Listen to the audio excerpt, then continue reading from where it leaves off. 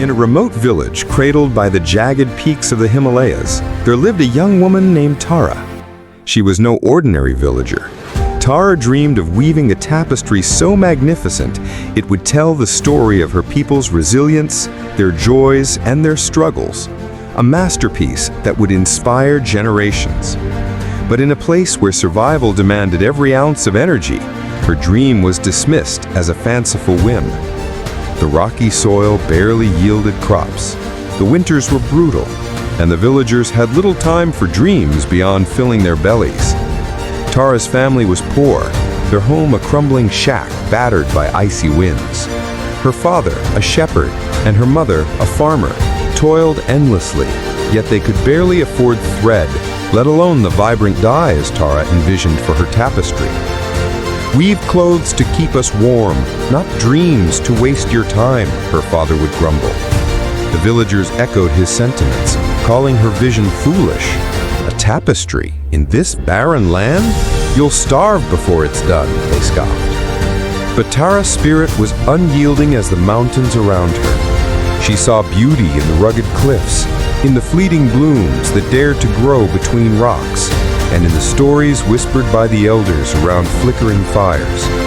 She believed her tapestry could capture it all, a testament to the human spirit's ability to thrive against all odds. So at night, after long days of helping her family, Tara began her work. She scavenged scraps of wool from her father's sheep, dyed them with whatever she could find, crushed berries, boiled roots, even mud for earthy tones. Her loom was a crude frame of branches she tied together herself. Her first attempts were disastrous. The threads snapped, the colors bled, and the patterns were a mess. Each failure stung, and the villagers' laughter grew louder. "Give up, Tara," they urged. "Dreams like yours don't survive here." Even her mother, exhausted by life's hardships, pleaded with her to focus on practical tasks. But Tara refused to let go. She studied the mistakes in her weaves, learned from the elders about ancient patterns, and spent sleepless nights perfecting her craft.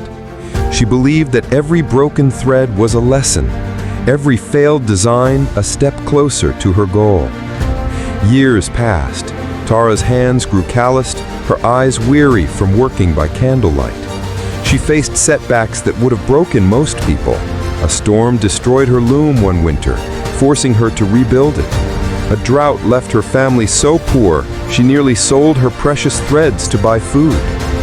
Yet through it all, she kept weaving.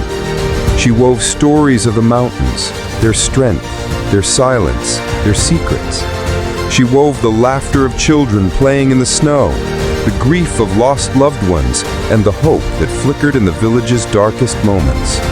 Her tapestry grew, slowly but surely, each stitch a defiance of doubt. One spring, after a decade of toil, Tara unveiled her work in the village square. The tapestry was massive, stretching across the ground like a river of color and life. It shimmered with reds from crushed poppies, blues from indigo plants she'd foraged miles away, and golds from saffron she'd trade her own meals to afford. Every inch told a story: a shepherd braving a blizzard, a mother singing to her child, a lone flower blooming in a crevice. The villagers, who had once mocked her, stood speechless. Tears welled in their eyes as they recognized their lives woven into the fabric, their struggles, their triumphs, their unyielding spirit. Word of Tara's tapestry spread beyond the village. Travelers came from distant lands to see it, and soon it was displayed in a grand hall in the city, where scholars and artists marveled at its beauty. They offered Tara wealth and fame to move to the city and weave for kings, but Tara smiled and declined. For her, success was not the admiration of strangers or the glitter of gold. It was the journey, the countless nights in doubt, the hands that bled from weaving, the heart that refused to break. Her tapestry wasn't just art, it was proof that dreams, no matter how impossible, could take root in the harshest of soil.